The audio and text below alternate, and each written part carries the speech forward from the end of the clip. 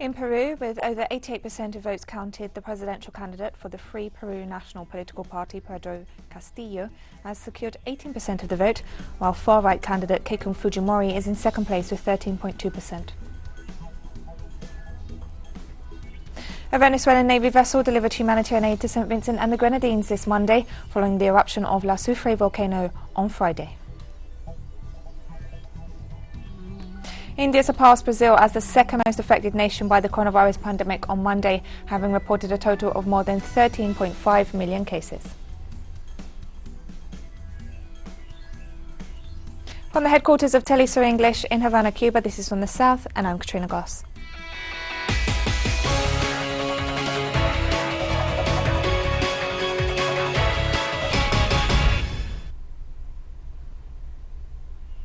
The final official and audited results of Sunday's general elections in Peru will be released in the first week of May, as announced by the head of the National Jury of Elections, Jorge Luis Salas, on Monday.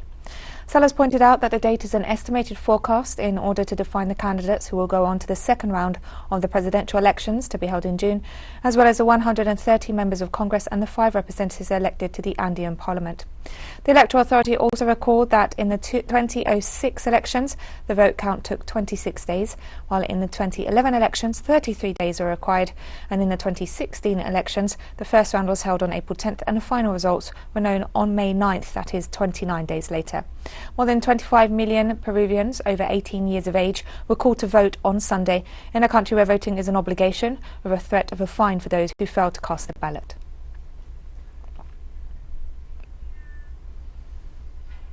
And while a series of audits are yet to be undertaken before the absolute final outcome of Sunday's general elections in Peru is announced, according to the count so far, the presidential candidate for the Free Peru National Political Party, Pedro Castillo, has secured over 18% of the vote. A second-round vote to define the president and vice president is scheduled for June 6, with a total of 18 candidates vying for a place. According to the results released so far by the National Office of Electoral Processes, with over 88% of votes counted, Keiko Fujimori of the far-right Popular Force Party is in second place with over 13.2% of the vote. She's followed in third place by Hernando de Soto of the Go On Country Party with 11.9%. 5.1% of ballots were declared null so far, while 12.1% were blank. Meanwhile, of the 20 parties running for the 130 seats in Congress, and with 67% of votes counted, the Free Peru National Political Party and the Popular Force Party have secured the most votes. And Peruvian presidential candidate Pedro Castillo, who secured 18% of the vote in a very divided election on Sunday, spoke after the elections this Sunday.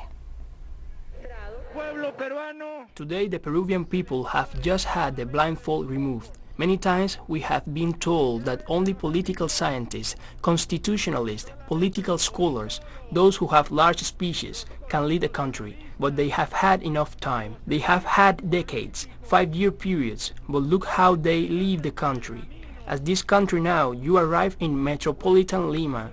You arrive there and you arrive in the big cities and you find the places where there is opulence, but they don't look elsewhere. Right-wing candidate Guillermo Lasso of the Creating Opportunities Party won this Sunday's presidential elections in Ecuador. As it became clear from the ongoing vote count that Lasso had a lead of some 5 percentage points, he offered victory statements to his supporters, thanking them for their votes.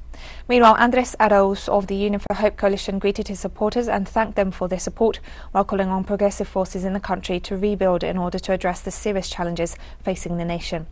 According to the results published by the National Electoral Council, with 98.98% of ballots counted, Guillermo Lasso has secured 52.48% of the vote, against 47.52% for Andrés Arauz.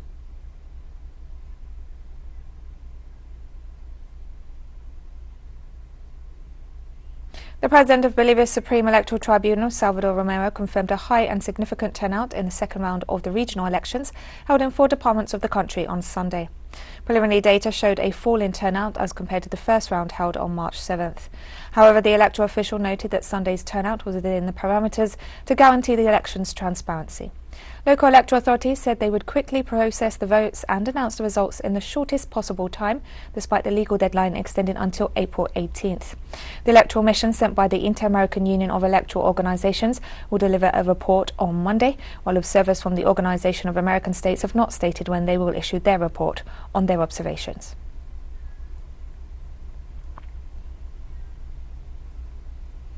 Representatives of member states of the Bolivarian Alliance for the Peoples of Our America People's Trade Treaty met virtually this Monday to discuss the bloc's communications policy as a tool to promote regional integration. The meeting saw the participation of top authorities in the field of communications and information of ALBA member states. Already this year, the alliance has held several meetings by video conference to agree on actions in different areas of interest such as health, agriculture and education in a scenario characterized by the impact of the COVID-19 pandemic.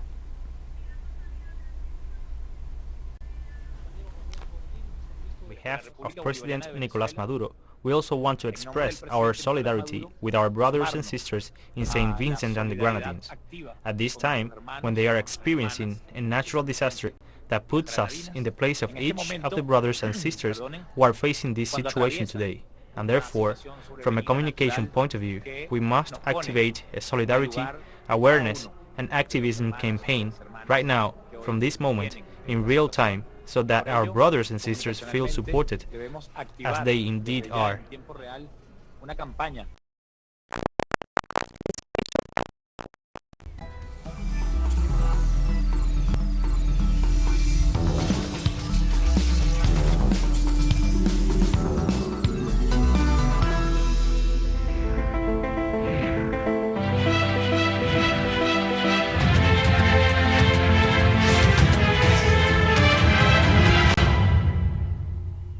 Welcome back to From the South.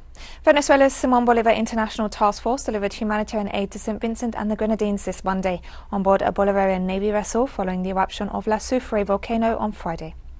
The mission includes 15 experts and 2 multi-purpose vehicles to assist in search and rescue operations, as well as emergency healthcare, logistics and communications. Prime Minister of St Vincent and the Grenadines, Ralph Gonsalves, expressed gratitude for the solidarity of the peoples and governments of Latin America and the Caribbean for the support they've offered to his nation in these difficult times.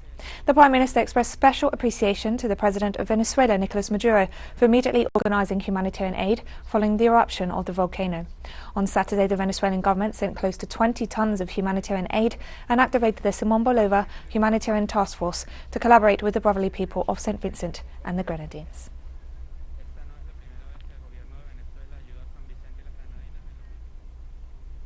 And Venezuela's Deputy Minister for the Caribbean, Raul Lee Cauci, offered statements upon the arrival of the Bolivarian Navy vessel to St Vincent and the Grenadines, carrying humanitarian aid and experts to support the recovery.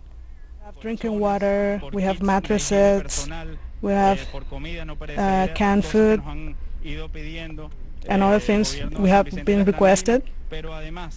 And besides, we have a task force, Simón Bolívar task force with 15 civil protection team experts representing our country here. We have these doctors, rescue workers.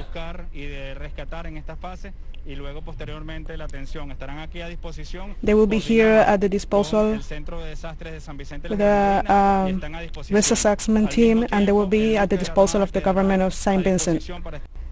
And Prime Minister of St Vincent and the Grenadines, Ralph Gonsalves, welcomed the Bolivarian Navy vessel carrying humanitarian aid and thanked the government and people of Venezuela for their quick response to the natural disaster. Very warmly, quiero dar la bienvenida. My comrade, my brother, Captain Mendoza of the vessel from the Bolivarian Republic of Venezuela, which has just docked here and which has come with 20 tons of humanitarian relief. I want to thank you very much, Captain. The people of St Vincent and the Grenadines and the people of the Bolivarian Republic of Venezuela have very strong relations. And those relations have been strengthened through the instrumentality of the ALBA, the Bolivarian Alternative for Latin America and the Caribbean. Venezuela is very well known under the leadership of President Chavez and President Maduro for its exceptional solidarity with countries in Caribbean and Latin America, including St Vincent and the Grenadines. This is not the first time that Venezuela has been assisting us over the last 20 years, and we are not surprised that they came so very quickly given the volcanic eruption and the terrible situation which is facing our country at the moment. So is it today in St Vincent and the Grenadines, by the act of our brothers and sisters from the Bolivarian Republic of Venezuela. I thank them on behalf of our government and people from the bottom of my heart. Thank you very much. China has expressed grave concerns to Japan over planned radioactive water disposal into the sea, urging the neighbouring country to adopt a responsible attitude towards the disposal of waste from the Fukushima nuclear power plant. Chinese Foreign Ministry spokesman Xiao Lishan noted that the Fukushima nuclear disaster was one of the most serious in world history, and the leak of large amounts of radioactive materials has already had a profound impact on the marine environment, food safety and human health. Japanese authorities want to dilute the radioactive wastewater from the Fukushima plant to acceptable global standards and start dumping it into the ocean 2 years from now. The wastewater, though treated, may still contain radioactive tritium. Prime Minister Yoshihide Suga's government is expected to move ahead with the idea, despite opposition within and outside the country, and is expected to announce the decision as early as Tuesday.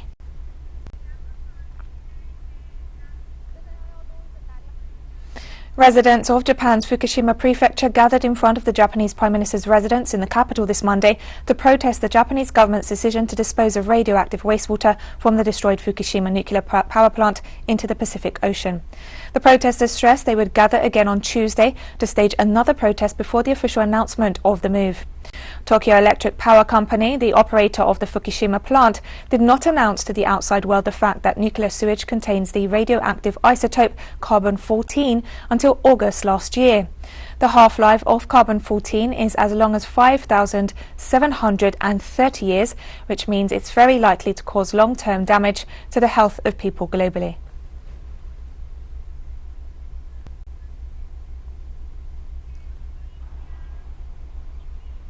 In the United States, a suburb of Minneapolis was under curfew early Monday after police fatally shot a young black man, sparking protests not far from where a former police officer is on trial for the murder of George Floyd. According to a statement from the Brooklyn Center Police Department, early on Sunday, officers pulled over Daunt Wright, a 20-year-old black man, for a traffic violation. When they discovered he had an outstanding warrant, they tried to take him into custody. He got back into his car and one of the officers fired their weapon, striking the driver, who died at the scene. A female passenger in the car suffered non-life-threatening injuries and was taken to a local hospital, according to the statement. Following the incident, protesters gathered outside the Brooklyn Center Police Department in Minneapolis, with officers later firing tear gas and flashbangs to disperse the crowd. Tensions are high in the area as the trial of Derek Chauvin, the former Minneapolis police officer accused of killing George Floyd, continues. By around midnight, the National Guard was on the scene and Brooklyn Center Mayor Mike Elliott imposed a curfew from 1 a.m. until 6 a.m.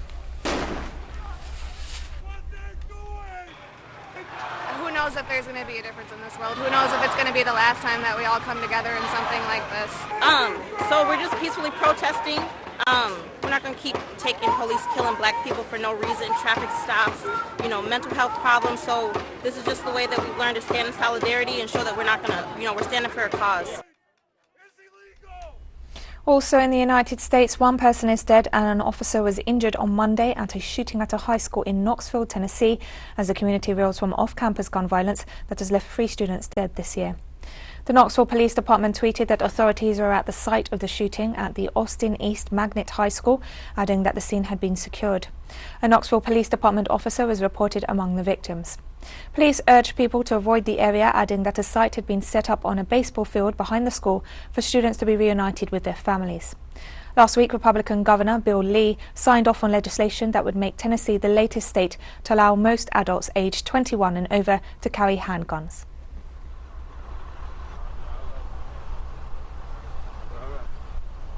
The recently appointed Congolese Prime Minister Jean-Michel Sama Lukundi announced his government's priorities this Monday at his first press briefing. He pledged that his government would focus on priority areas including peace and security, particularly in the east of the country.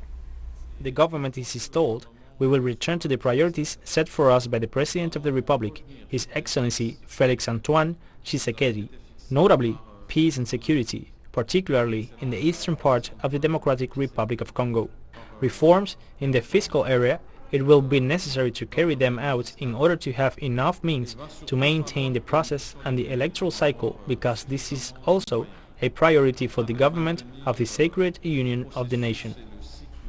Cameroon is starting the first phase of its vaccination campaign after receiving a donation of 200,000 doses of the COVID-19 vaccine developed by the Chinese firm Sinopharm. The country of about 26 million is officially one of the most affected in Africa by the pandemic, with over 61,000 cases reported so far and more than 900 deaths. The primary objective is prevention and preservation of health personnel, who have been on the front for almost a year.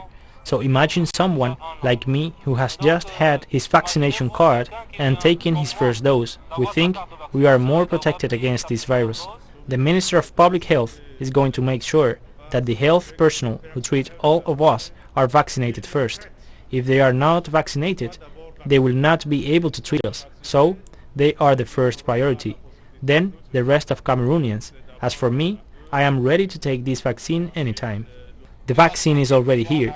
It is an important step in the response mechanism because it will add to what already exists, and given the situation of the pandemic in the last few weeks, we think it is really timely for the control of the pandemic. And we have more stories coming up after this final short break, so stay with us.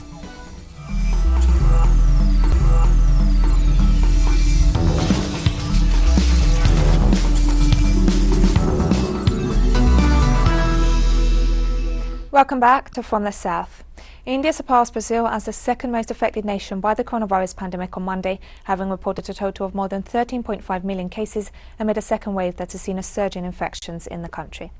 According to the Ministry of Health, in the last 24 hours, the country confirmed more than 168,000 new cases, the highest figure since the beginning of the pandemic, representing the sixth consecutive day of surpassing its national daily records. Meanwhile, the number of new COVID-19 related fatalities reported was 904, bringing the total death toll to over 170,000, which is still less than half the death toll in Brazil. Despite the surge in cases, India has already administered more than 100 million vaccine doses in less than 3 months.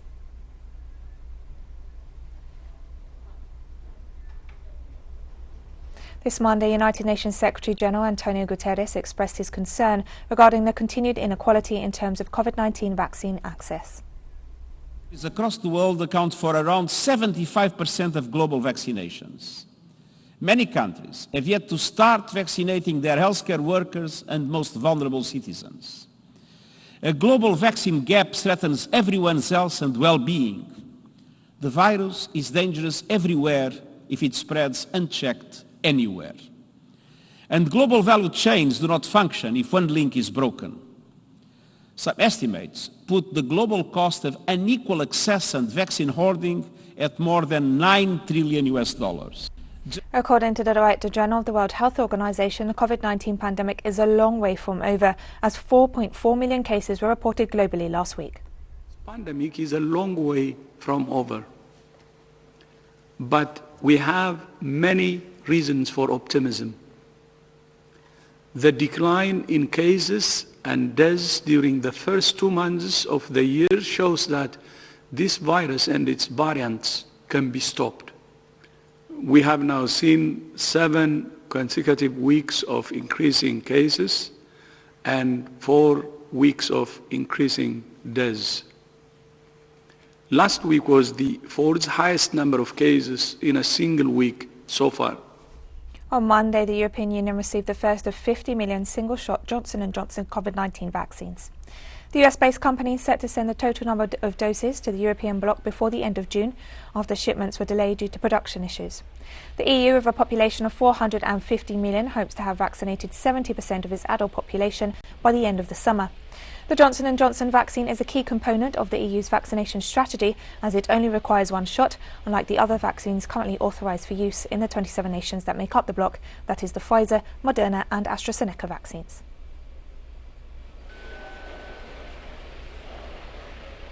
On Monday, Japan began vaccinating people over the age of 65 against the novel coronavirus. The group is the second in the country to receive the vaccine after medical workers began getting their jabs in February.